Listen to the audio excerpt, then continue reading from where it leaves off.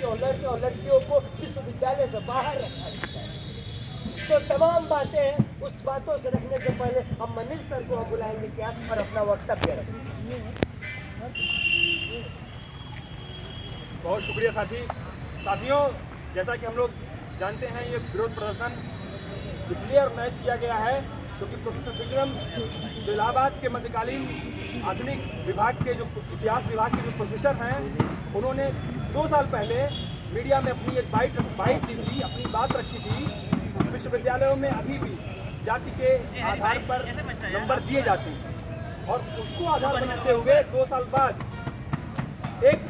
मसले में जो अनुसूचित जनजाति आयोग ने इलाहाबाद विश्वविद्यालय से जवाब मांगा था, उस जवाब को लेकर के इस प्रशासन ने प्रोफेसर विक्रम को नोटिस थमा दी कि आपने मीडिया में ये बाइट दी थी, मीडिया में ये बात कही थी, उसका आप लिखित रूप में हमको जवाब दीजिए और अगर जवाब नहीं देते हैं तो आपके खिलाफ कार्रवाई की जाएगी। इस तरह का इलाहाबाद विश्वविद्यालय का जो रवैया है वो सरासर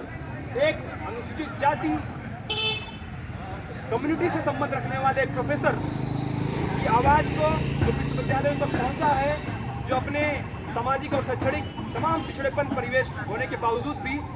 विश्वविद्यालयों तक पहुंचा है, वो जब अपनी बात रखता है उसकी बात को पूरी तरह से दबाने की कोशिश रही है विश्वविद्यालय प्रशासन की। वो नहीं चाहता कि इस तरह के प्रोफेसर जो इतने संघर्षों के बाद अगर पहुंचते हैं विश्वविद्यालयों में पहुंचते हैं और सामाजिक न्याय की वो जो बात है उसको अगर कहीं कहीं लागू होती दिखाई देती है, तो वो ये इलाहाबाद विश्वविद्यालय प्रशासन में बैठे सामंती और ब्राह्मणवादी सोच के लोग इस तरह की आवाज़ों को दबा देना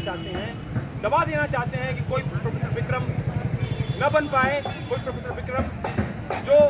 जातीय शोषण के खिलाफ आवाज़ उठाता है, जो सोशल जस्टिस को लेकर के तरह तरह के सेमिनार ऑर्गेनाइज कराता है, जो समाज के बहुत महत्वपूर्ण मसले पर CA/NRC प्रोटेस्ट के दौरान अगर किसी एक व्यक्ति ने आवाज़ उठाई थी, किसी प्रोफेसर कम्युनिटी से कोई व्यक्ति अगर इलाहाबाद में निकल के आया था, वो व्यक्ति था प्रोफेसर विक्रम। और तब ऐसे बुलंद आवाज़ों को, ऐसे बोलती आवाज़ों को इलाहाबाद विश्वविद्यालय प्रशासन दबाने की कोशिश कर रहा है। और ये कोई पहली दफ़ा नहीं है जब इस तरह की घटना हो रही हो। हमने हैदराबाद में देखा है, हमारा एक बहुत संघर्षशील साथी रोहित वेमुला को हमने इसी तरह के एक मसले में खोलते हुए देखा है। हम जानते हैं कि विश्वविद्यालयों में इस तरह की जातिवादी सोच के लोग बैठे हुए हैं जो हमारे लोगों को